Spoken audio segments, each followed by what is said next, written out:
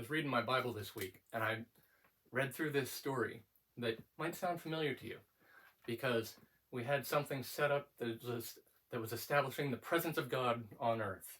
And then there was royalty that begins in the city of David in Bethlehem before coming into its own. And there were foreign dignitaries who come to honor a king, bringing gold and spices. And there's this kind of a reference to Egypt is in the midst of it. And like, if you're much of a Bible student at all, this sounds like Christmas, but it's not. This was actually in 1 Kings 9 and 10. It's right after Solomon finished building the temple, which is establishing the presence of God on earth. And just like later on, Jesus comes as the presence of God on earth. But the temple was built to house God's presence, even though there's stuff, and he's like, yes, nothing built by human hands can really, but that was its purpose. It represented the presence of God, and God said he would dwell there. And we'll ignore for the moment that Solomon spent twice as much time building his palace as he did the temple. Solomon was the wisest man ever, but he made some glaring mistakes. That's one of them. Because he builds his palace after the temple, and this actually comes after both are done. So you have the temple that is God's presence. He gets the palace done and moves his wife from the city of David to the palace. The city of David is Bethlehem. Like, we know that from Charlie Brown Christmas. It's Luke 2:11 when the shepherds appear talking to the angels appear talking to the shepherds and say, behold, the Messiah is born this night in the city of David. And so Solomon moves his wife from Bethlehem to the palace. Jesus started out in Bethlehem before coming to his own. And Solomon's wife, however, this is another one of his mistakes, because she's the daughter of Pharaoh. He's got a pagan wife he shouldn't have, but that's kind of this interesting reference to Egypt, because she's an Egyptian.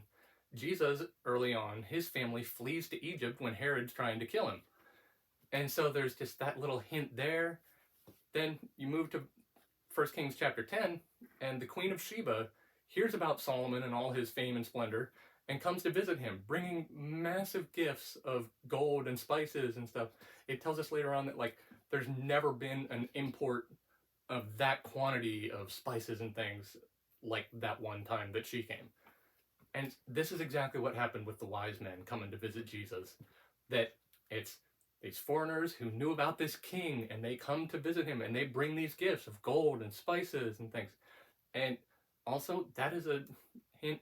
These were not little trinkets. You don't make a massive journey like that and come to honor a king and bring him like a little thingy of like, oh, here's a couple grams of this spice, or here's a gold coin. You don't do that to a king. They brought huge gifts. And it's just so interesting that there's so much of a parallel just in like that one little segment of showing like Christmas and Christmas and Christmas. What it's really showing is Jesus and Jesus and Jesus. I don't know if I would have spotted that if I hadn't been reading it at Christmas time, but it's one of the things my pastor loves to talk about. He calls it a what's up dog moment, because it's like you're reading through the Old Testament and this story that doesn't seem like it has anything to do with Jesus, and then suddenly he pops up and just like, what's up, dog? And then disappears again. This is just a glimpse of Jesus through all the stories. And to me, if you know anything about me, I love the stories of Scripture, and God communicates in story. And so he's giving us all these hints of how the stories all weave together, and like this story is actually like foreshadowing that story and stuff. And it's awesome. I just thought it was so cool to discover Christmas in 1 Kings.